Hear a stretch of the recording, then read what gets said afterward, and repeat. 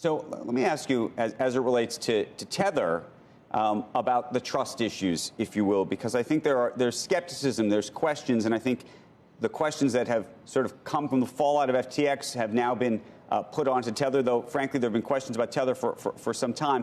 I want to just read you two sentences. This is from the Wall Street Journal. You've seen the story. Tether, which is incorporated, as you know, in the British Virgin Islands, doesn't publish audited financial statements or complete balance sheet, leaving outsiders with an incomplete picture of the company's health.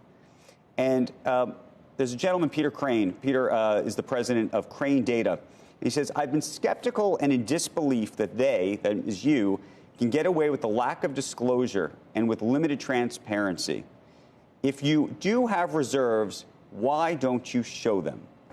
And so I'll ask you the question, why don't you? Well, what I can say is in the last 8 years of Tether's operating history, they've always redeemed every token for exactly $1.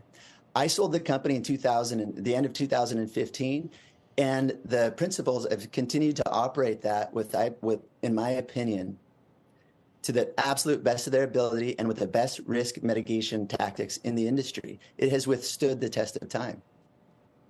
So why do you think that then the questions persist as they do about what's really going on and what really is backing these stablecoins?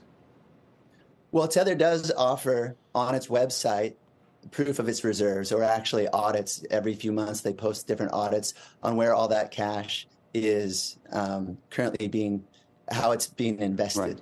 Right now, people still question it, and these questions are okay. And the industry as a whole is going to become more and more transparent due to these recent failures of FTX and BlockFi and these other companies. And so that is really good for the industry moving forward.